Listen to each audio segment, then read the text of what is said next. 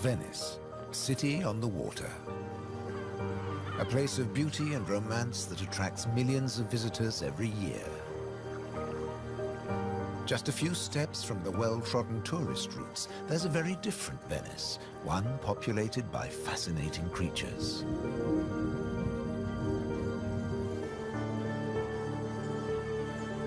This film explores a Venice that few people ever see, a city that has a surprising double life.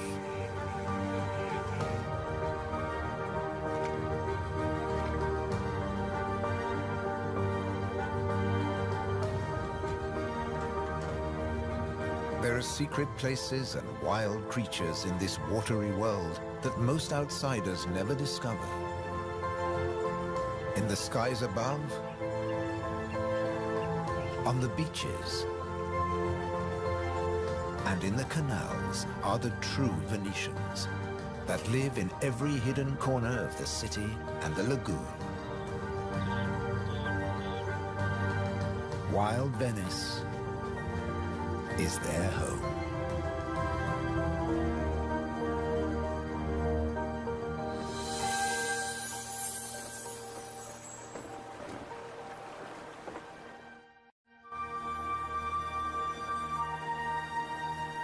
The city of Venice is built on sand, in a lagoon between the sea and the land. First formed from river sediments, man has since created an ecosystem as fragile as Murano glass. Covering 550 square kilometers, it's one of the largest wetlands in the Mediterranean. Flamingos arrived at these Venetian waters quite recently. They crisscross the Mediterranean from North Africa to France's Camargue, to Sardinia, Tuscany, and now Venice.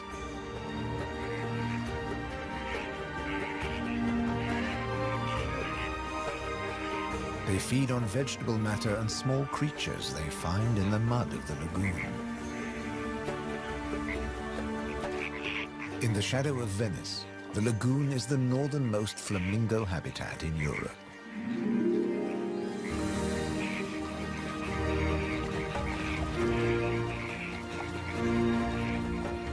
They're here now, but in a few weeks, many will move off again to find richer pickings.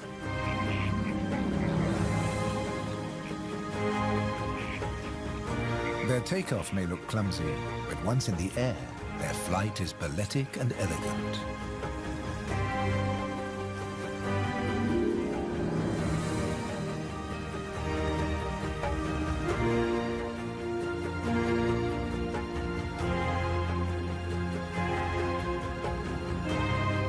And before too long, they'll return to the safety of this lagoon, tucked between the sea, the city, and the Alps.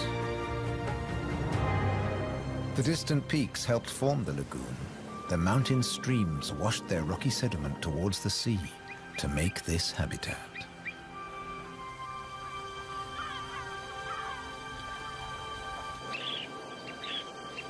Some of the lagoon's other birds are ready to leave. Dunlin, small waders, fed well in the rich mud. They rest on the wooden piles that support the whole of Venice.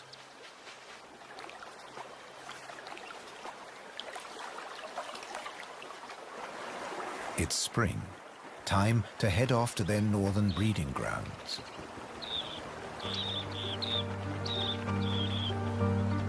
But the cormorants won't be lonely this summer. As the Dunlin fly away, other birds are flocking in. A bird's eye view reveals the full beauty of the lagoon.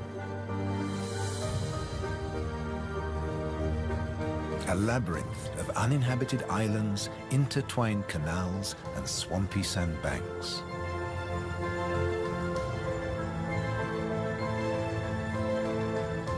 These marshy wetlands are known as the Bahraini. To survive here, plants need to like salt water and flooding. Natural arteries called gabi meander through the brackish gardens, keeping the lagoon alive. The same waters flow through the city. The curving streams between the islands became the magical canals of Venice.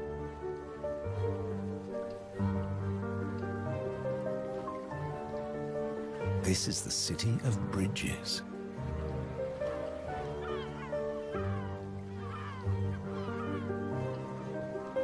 Visitors are mesmerized by the romance of the canals and the ancient architecture, and often miss the smaller, wilder sights around them.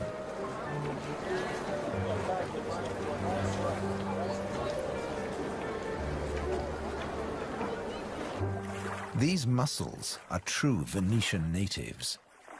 And now, in spring, they're breeding. The males spawn into the water, and each female produces up to 10 million eggs. Most of the larvae are eaten by other inhabitants of the canals, but up to 10,000 young shellfish will survive.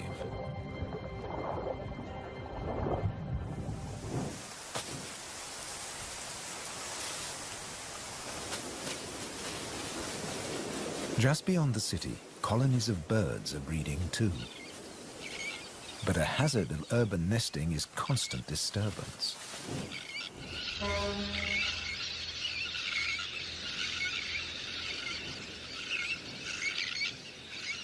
Little terns will quickly fly back to their eggs and can miraculously find their own nest scrapes in the crowded colony. Their cousins, the sandwich terns, lay their eggs directly onto the sand. If the terns are disturbed, they have little time for incubating their eggs. The sand won't keep them warm for long.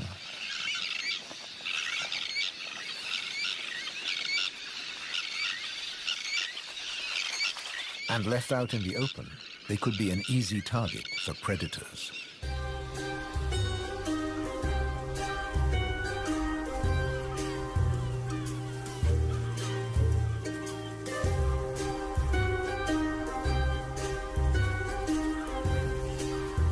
Foxes are the biggest predators hereabouts. But from the air, he's easy to spot. The birds make it known he's not welcome anywhere near their nests.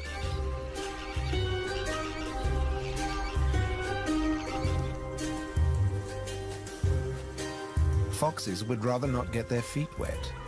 Hunting in these swampy areas is a frustrating business.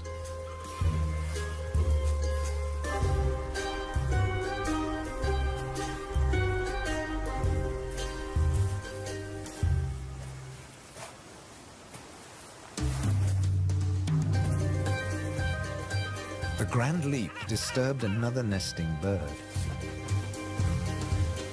Now it's a question of following the scent.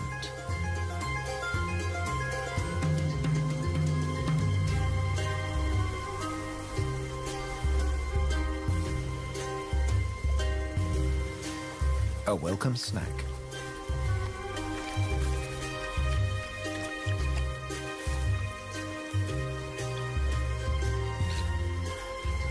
Just beyond the sand dunes is the busy colony.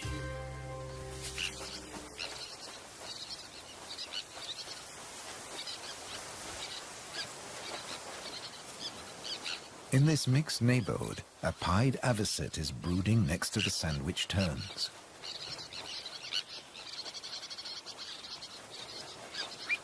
With nests so closely packed, there can be conflicting territorial claims with the common terns.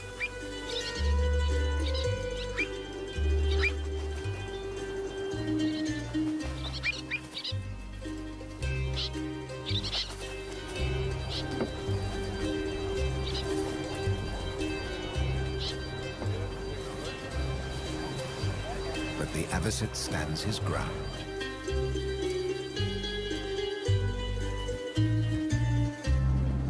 The Grand Canal is the main waterway of Venice, dividing the city in two. It follows the course of the ancient river Brenta that runs from the Alps all the way into the lagoon. It offers a journey through architectural history starting in the 13th century.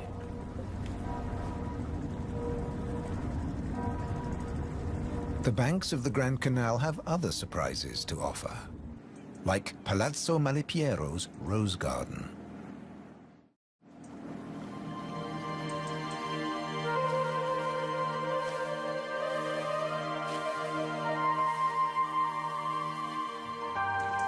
Nestled between the buildings is a hidden paradise.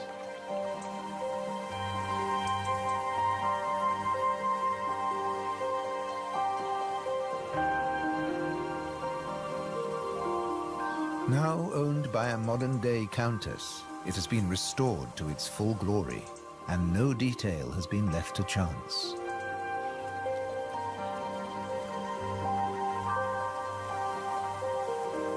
With the luxury of space in a city whose every square centimeter is exploited for maximum profit, it's also a sanctuary for many small animals.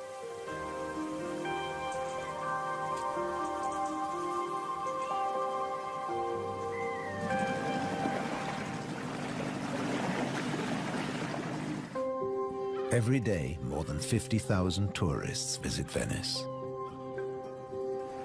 When the sun begins to set, the city's waterways empty.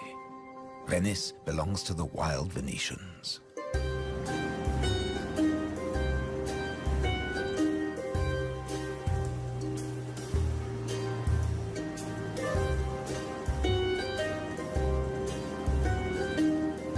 Rats prefer to search for food in the cool night air.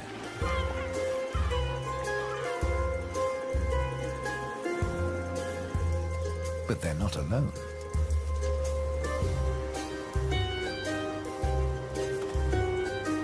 Pine martins are hungry too, and rats are on their menu. Pine martins are welcome in the city as they're natural rat catchers.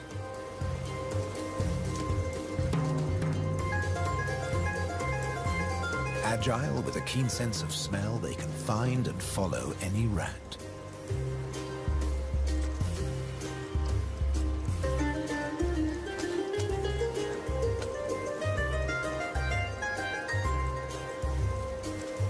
But they're endangered too. Since the rat population boomed, ironically, many martins have been killed by rat poison. The rat won the day, and the pine martin has to settle for dessert.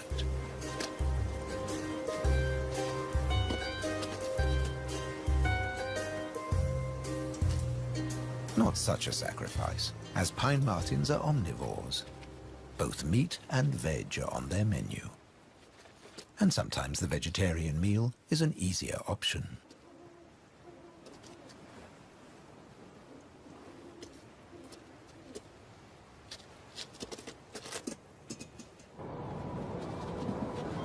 As the rat prepares to sleep, the city of Venice is beginning to wake up. The floating vegetable stalls are the first to move into action.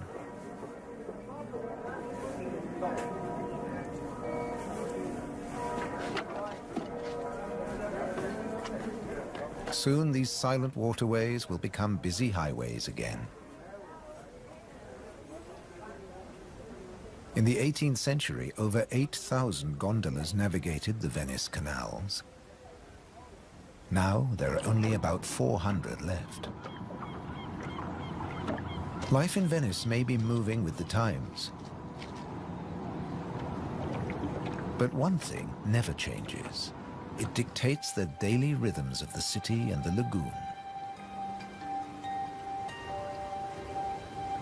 Twice a day, the tide rises and falls as seawater washes in and out of the lagoon.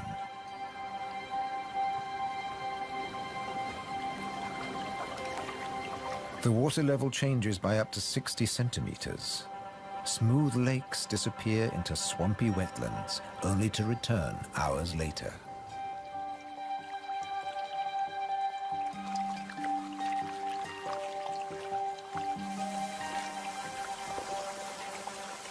Retreating water levels reveal a surprise. Strange islands that look like complicated water mazes. In fact, they're fisheries at the edge of the lagoon. known as the Valle da Pesca.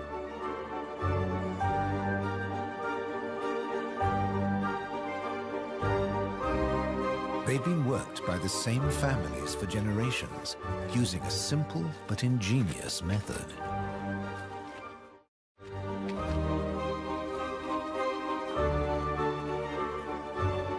Nets are lowered into the locks that span the water channels.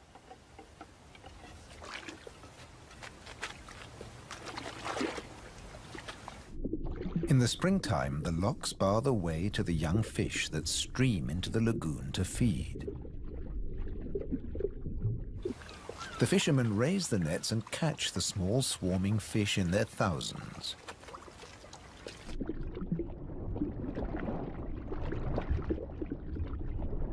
It's easy to scoop them out, but these fish are not for eating.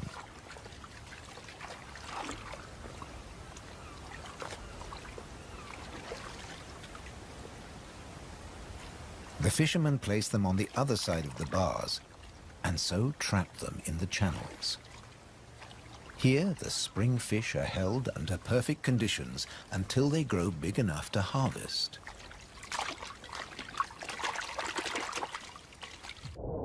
In the autumn, when the fish try to return to the sea, they're simply netted again. This time, they don't get away.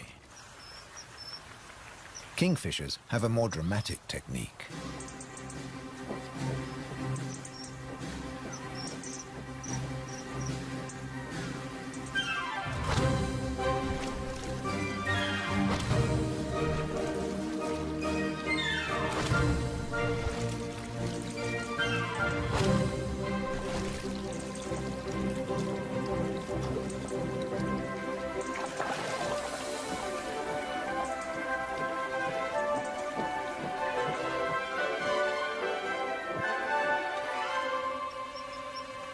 They catch up to 20 fish a day, but need even more if they have nests with hungry growing chicks.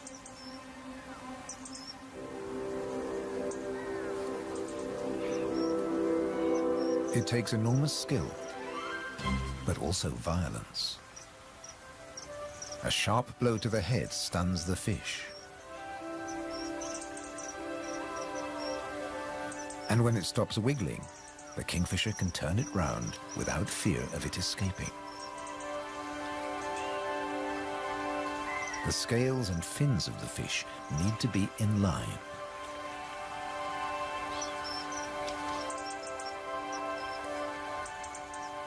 Now it's ready to swallow.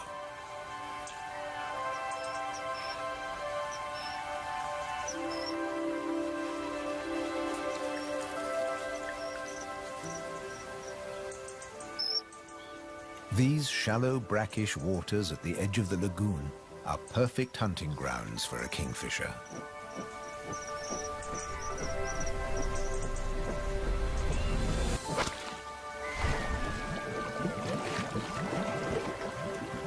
But not every dive is successful. They'll snatch the odd insect in the air, but 95% of the kingfisher's catch must be made underwater.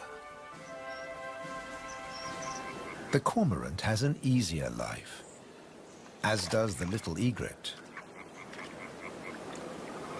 And some don't even get their feathers wet while hunting.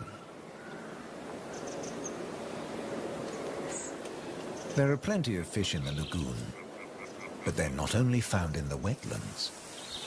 These waters flow through the city too. And there are fish to be caught in the canals.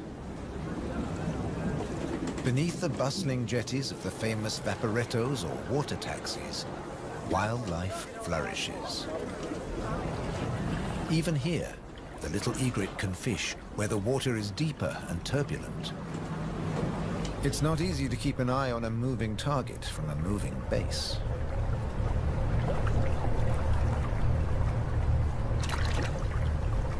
But persistence and patience pay off.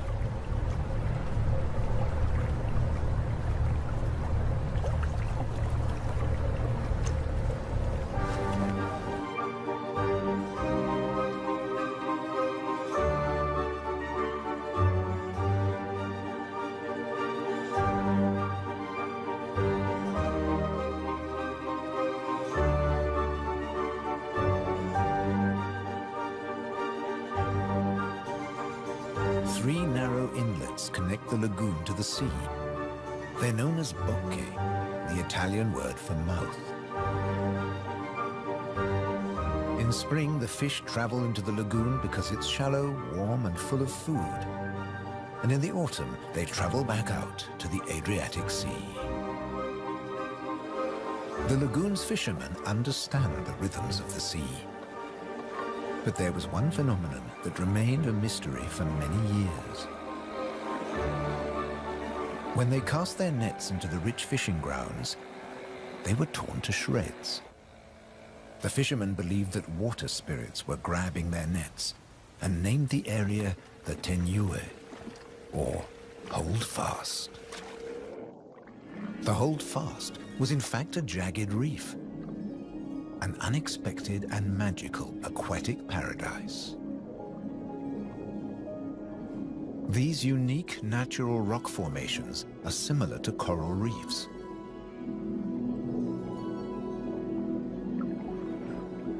They're home to all kinds of remarkable creatures. Serpent stars, or marine annelids.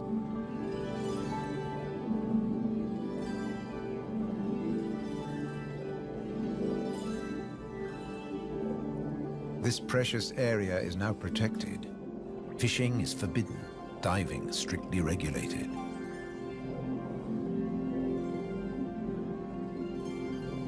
Even harvesting a shellfish delicacy like these canestrelli is banned.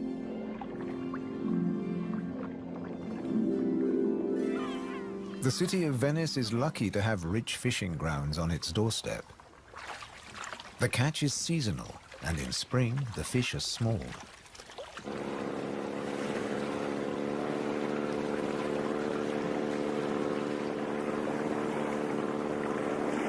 But the fishermen will go out, as long as they can find a buyer. Only the weather can hold them back.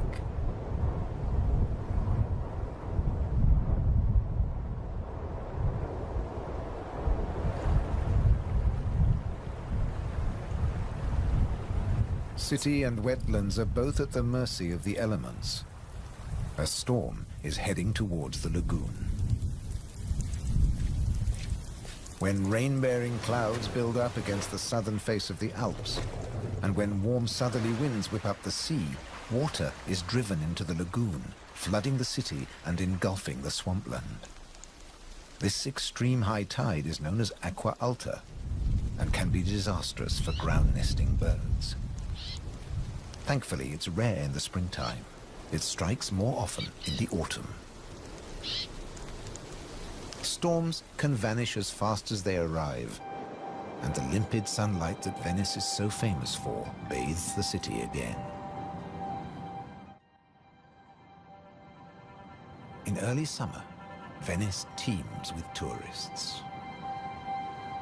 The Bridge of Sighs is a popular attraction, but few visitors realize that real Venetian life is happening just a short distance away. In the Giardini, a spacious and peaceful city park, there are some surprising residents.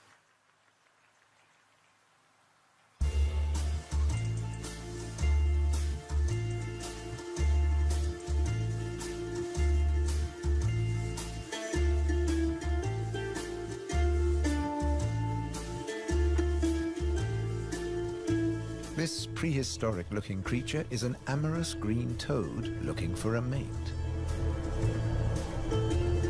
After all, this is the city of romance. But for a toad, finding a partner in a city isn't always easy. Even a quiet park is full of danger and disruption.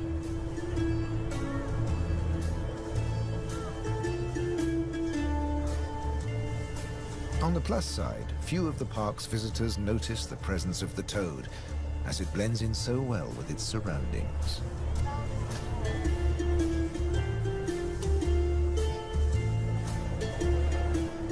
Another of the city's visitors is far more conspicuous. A stark contrast to the ancient buildings it comes to celebrate.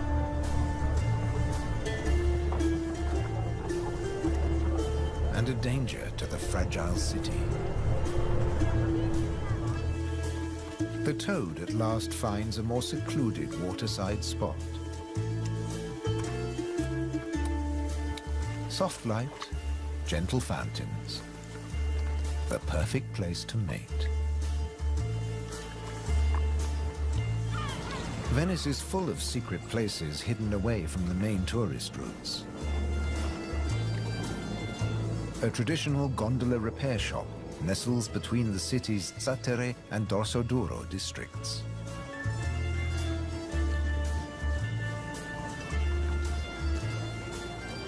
Craftsmen repair the boats in the peace of the backwaters. The tranquility also attracts some exotic-looking animals.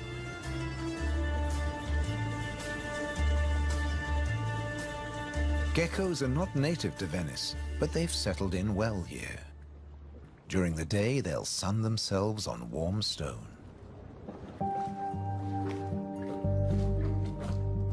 They're waiting for nightfall, when the insects they eat will emerge.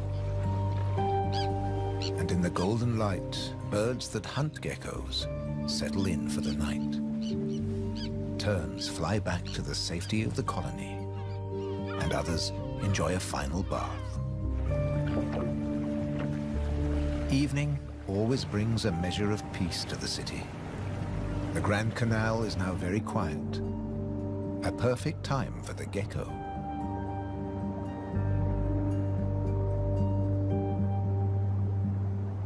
Geckos have evolved specially adapted feet that make them excellent climbers. Their toes are covered in millions of tiny branched flaps with incredible adhesive power, so they can grip and climb the smoothest surfaces, even glass. The city is empty now. The Grand Canal is deserted.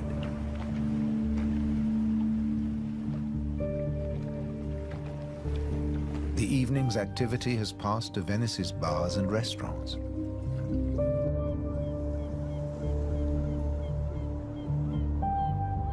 By the time the tourists are safely tucked up in their beds, the city is like a ghost town. Almost. A rat has ventured out to make the most of any scraps left behind. He must take care not to become a meal himself. Owls on the prowl. One little owl is distracted by bright lights. There's nothing here but fruit. No good for the owl.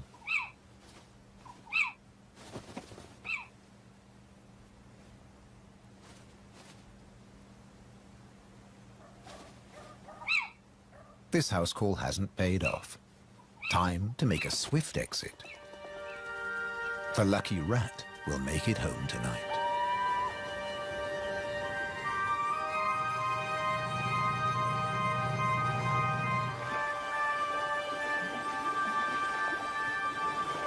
Cormorants bask in the morning sun.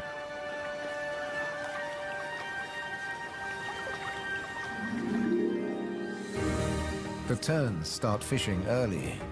The colony is now a hive of activity.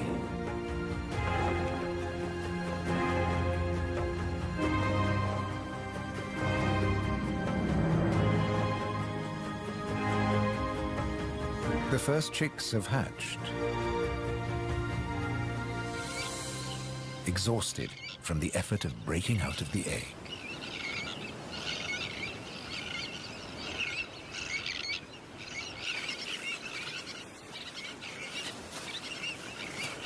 Around them, the colony has turned into a busy Italian restaurant as the adults noisily deliver their food.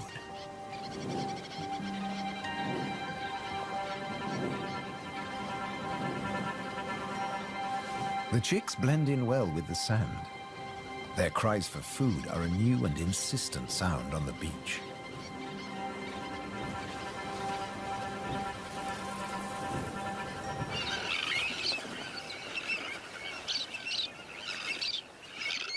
Their Their calls are echoed by the adults who do nothing else but feed these demanding youngsters.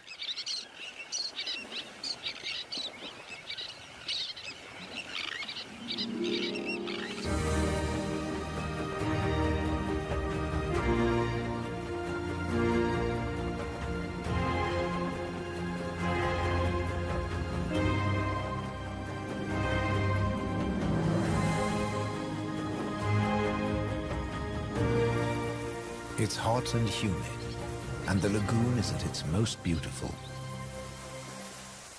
The hot summer months are the quietest for the fishermen.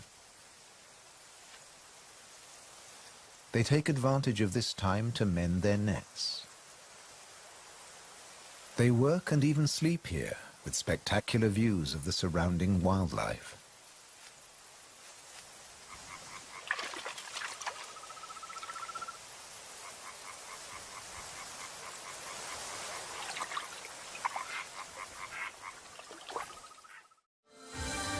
About 8% of the lagoon's surface consists of islands. 20,000 people once lived on Torcello. Now only the cathedral tower remains. Burano is known for its colorful buildings. San Francesco del Deserto is home to a Franciscan monastery.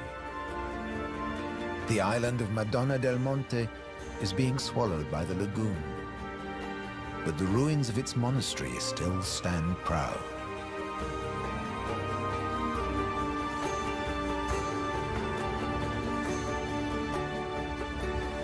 Enchanted places like this are an ideal refuge for wild animals.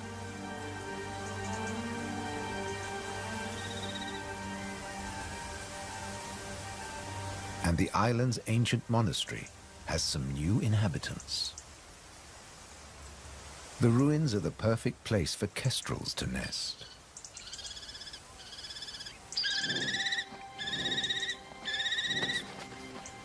The hungry chicks are nearly as big as the adults and almost ready to fledge. Feeding this brood is a full-time job for both parents.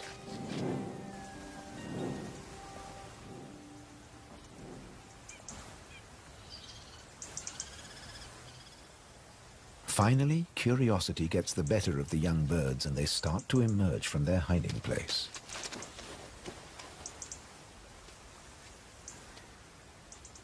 The first nervous explorer is soon followed by a sibling. They wait cautiously on a ledge, while one of the adults watches from afar.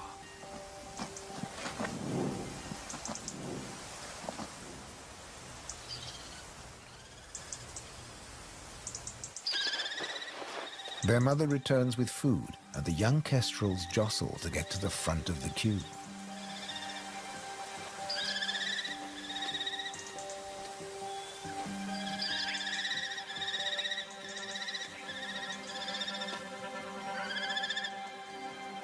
The keenest and the loudest chick is fed first.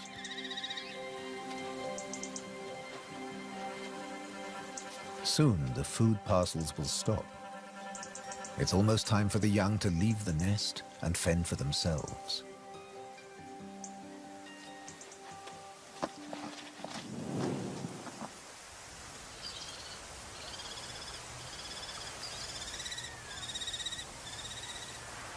Not all of the lagoon is quite so peaceful. Venice's Lido, with its luxury hotels, is where the human bathers gather.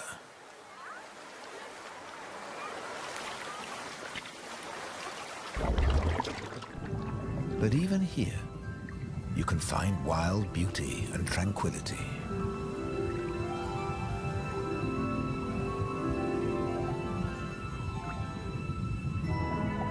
In the Tenue, Venice's reef, one of nature's most delightful performances is in full swing. The squid's mating dance. The pair move together like synchronized swimmers as waves of rainbow colors pulse along their bodies.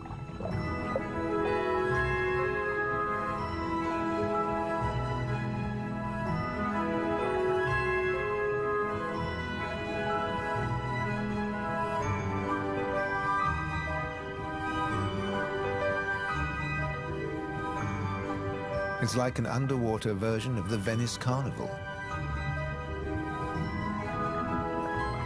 Complete with face masks and disguises.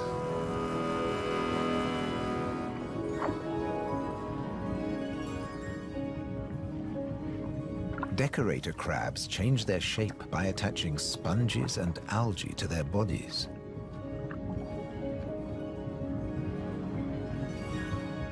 These bizarre disguises are excellent camouflage. The crabs creep past their neighbors and predators like living rocks from the seabed.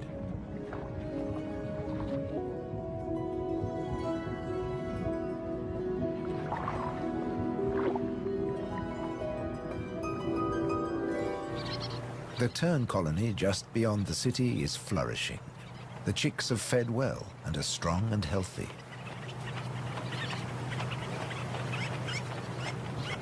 The young birds are gathered in a creche, with 1 or 2 adults looking after them all.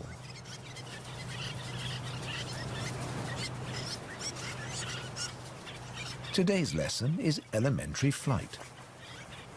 But the teacher's demonstration is over in a flash.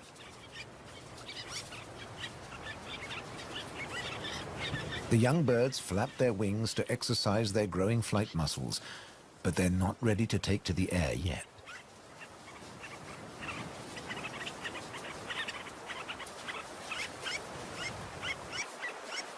Before long, they'll be flying as well as their parents. The young kestrels are also preparing for takeoff. They bravely take the plunge and launch themselves into the air.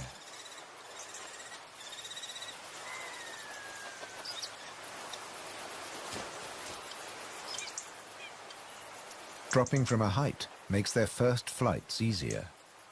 Once in the air, they're in their element and can glide and flap back to safety.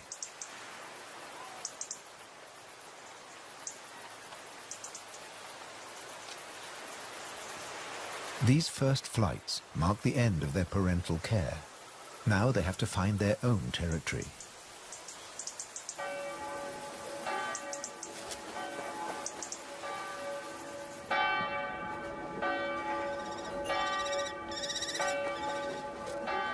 One of the kestrels has made its way to the nearby island of Burano.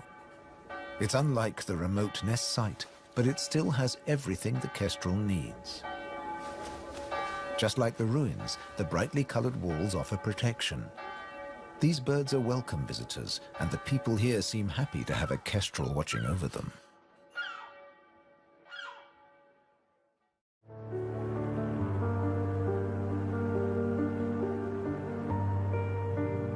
Autumn has arrived, and the wetlands once again change color. A plant called glasswort is responsible for this blush of pink. It flourishes in the swampy salt marshes.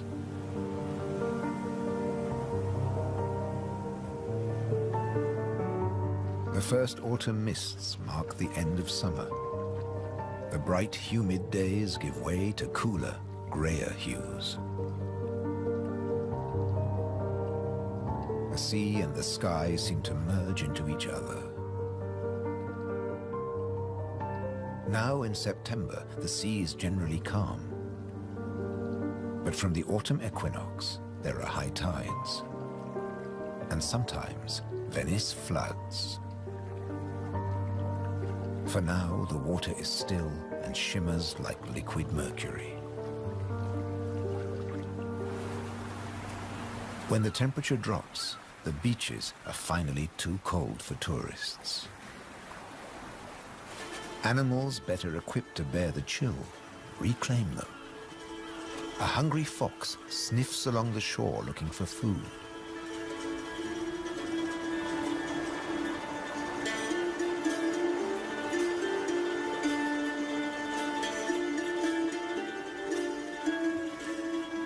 The fox has an excellent sense of smell and can see well in the twilight.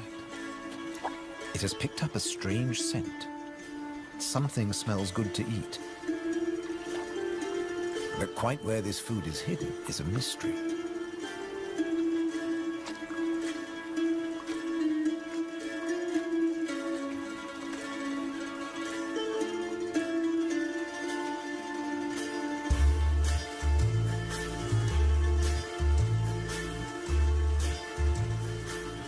crabs have been crossing the beach, leaving behind a number of trails, and the fox is very confused.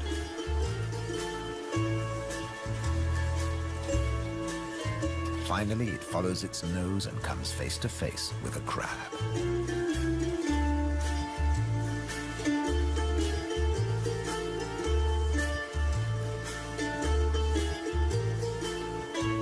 It's an unequal battle, but the crab has the advantage of armor and weapons.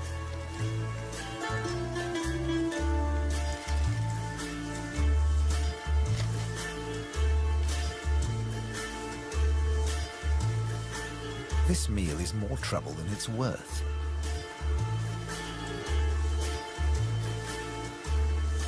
There must be easier pickings.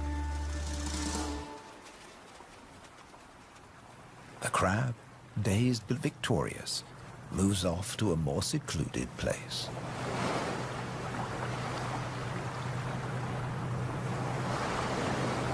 More crabs congregate on the shoreline looking out to sea.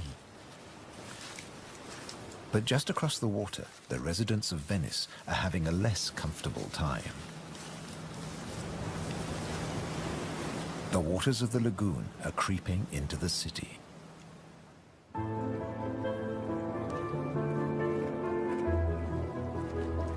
The autumn tides are getting higher, and water is seeping up through every available crack in the stones. The threat of acqua alta, the extreme high tide, is increasing every day.